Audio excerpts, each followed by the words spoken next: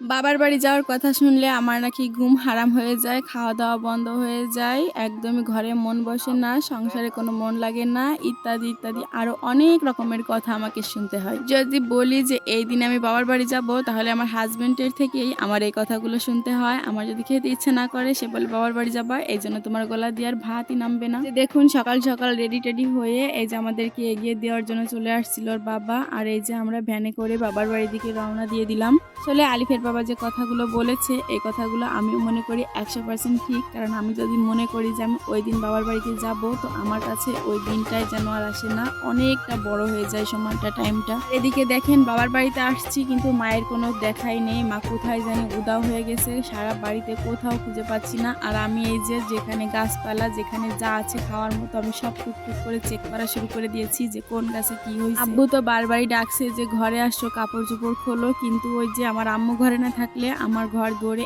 একদমই দাঁড়াতে মন চায় না। আর এই যে দেখুন আমার মা একটা আম গাছে ড্রাগন গাছ উঠাচ্ছে, মনে হয় এই গাছটা মাশাআল্লাহ অনেক বেশি সুন্দর হবে। তো ভবিষ্যতে কিন্তু আপনারাও দেখতে পাবেন ইনশাআল্লাহ। এই যে দেখুন টাইম ফুল, এটা হচ্ছে আগের দিনে ফোটা ফুল, আর এটা কিন্তু এই যে শুকনো হয়ে গেছে। তো আমি তুলে নিয়েছিলাম হাতে করে, আমার কাছে অনেক বেশি ভালো লাগছিল। আর আমাদের অঞ্চলে কিন্তু আমরা এটাকে আসরে ফুলও বলি, কারণ এটা কিন্তু আসরের আজান যখন হয় ওই টাইমটাতেই ফুটে। এই যে দেখুন ধৈর্যের বাঁধ বেঁধে অলরেডি আমি আমার আম্মুকে ডাক শুরু করে দিলাম। বাড়ি বড় আসেন। এই যে আমার আম্মুর দেখা মিলল, সে হচ্ছে কোথায় জানি একটা হাঁস কিনতে গেছিল, আর এই যে হাঁস কিনে নিয়ে বাড়ির দিকে চলে আসছে। আসলে আমাদের বাড়িতে মেহমান আসবে, যার কারণে আম্মু আমাকে ফোন দিয়ে বলেছিল যে তাড়াতাড়ি করে আমি যেন চলে আসি। ওজন কম আম্মু। আর এই যে এটা হচ্ছে দশলা হাঁস। এই হাঁসটা কিন্তু দেখতে যতটা বড়, কিন্তু ওজনে একটু কম ছিল। তারপরে কিন্তু মাশাআল্লাহ প্রায় 2 কেজির মতো গোশ হয়েছিল, কিন্তু মনে হচ্ছিল না যে এতটা গোশ হবে। আর আমাদের বাড়িতে আমার বড় বোন, তার ননদ, ওরাই আসছে বেড়াতে। হঠাৎ করে ঢাকা থেকে বড় বোন আসছে, যার কারণে আমার আশা। আর এই যে আমার ছেলেকে গাছের উপর উঠাই দিচ্ছে চাল কুমড়া শাক পাড়ার জন্য। তো ওই যে উপরে উঠে দেখে যে বড় একটা চাল কুমড়াও হয়েছে, তো সেটাও পেড়ে দিচ্ছিল। আর আমার ছেলে কিন্তু অনেক বেশি সাহস, দেখেন সাহস না থাকলে কিন্তু কোনো বাচ্চারা অত বেশি উপরে উঠতে পারে না। বাড়ি আসবে না।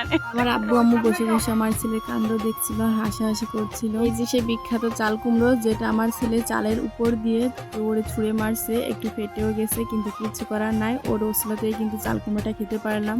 মনে হয় এদের নানা বাড়িতে আসলে এদের শরীর জ্বলে, শুধুমাত্র গোসল করতে চায়। আর এই যে দেখুন ইচ্ছা করে করে এখানে পড়া খাচ্ছিল, আর এই যে এখন গোসল করতে বলছে আমার আম্মু, এই জন্য পানিতেও নেমে পড়ছে। আমার বোন ওদেরকে বলছিল যে যে মাছ ধরার জন্য আজকে তুই 7 বার গোসল করলি, সেই মাছ ধরে তারপর যেন উপরে ওঠা হয় নানা বাড়িতে আসলে, আর ওদের আল্লাদের শেষ থাকে না। আব্বুকে বলছিলাম যে চুই ঝাল দিয়ে হাঁসের মাংস রান্না করব। তো এই যে আব্বু আস্তে আস্তে করে চুই ঝাল গাছ পাড়তে গিয়ে অনেক বেশি আঘাত পাইছিল, সে কিন্তু অনেকটা কেটে ফেলছিল হাতটা। তো বললাম যে আপনি নামেন, চুই ঝাল খাবো না। তারপরও কিন্তু সে কথা শুনেনি, আবারও গাছ থেকে উঠে তারপর চুই ঝাল পেড়ে আমাদেরকে খাওয়ালো। তো আজকের মতো এই পর্যন্ত। সবাই ভালো থাকবেন, সুস্থ থাকবেন, আল্লাহ হাফেজ সবাইকে।